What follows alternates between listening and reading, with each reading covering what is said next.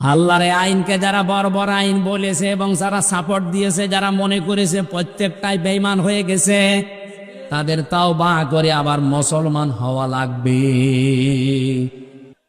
এখানে কোরআনের বিচার ব্যবস্থা যতদিন কায়েম না হবে ততদিন পর্যন্ত এই দেশে ন্যায় বিচার প্রতিষ্ঠা হবে না।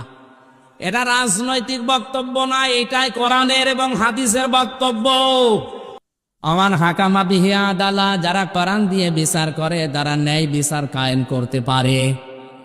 আজকে যারা দায়িত্বে আছেন সবাইকে আহ্বান জানাবো, ন্যায় বিচার কায়েম করতে চাইলে কোরআনের বিচার লাগবে।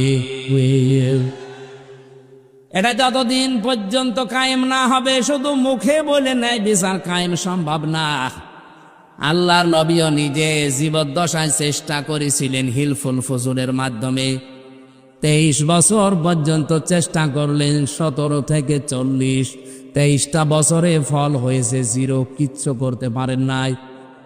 কোরআনে কারিম দিয়ে যখন তিনি প্রতিষ্ঠা করেছেন বিচার ব্যবস্থা, 40 থেকে 63, 23 বছরের সোনালী যুগ উপহার দিয়েছেন। এমন ন্যায় বিচার কায়েম করেছিলেন, নিজের মেয়ে ফাতেমার বিরুদ্ধেও বলেছিলেন যদি ফাতেমাও চুরি করে আমি তার হাত কেটে দেব। আজকে যদি এই নিয়মটা আমরা বাংলাদেশে কায়েম করতে পারতাম, কোরআনের ব্যবস্থাটা, আমার তো মনে হচ্ছে এই দেশে কত নেতা, কত খেতার বউ, স্ত্রী, ছেলে, এমনকি নেতার হাত পর্যন্ত কাটা পড়ে যেত। যারা চুরি করে টাকা পাচার করেছে ওদের হাত থাকার কথা, যারা বেগম পড়া বানিয়েছে ওদের হাত থাকার কথা।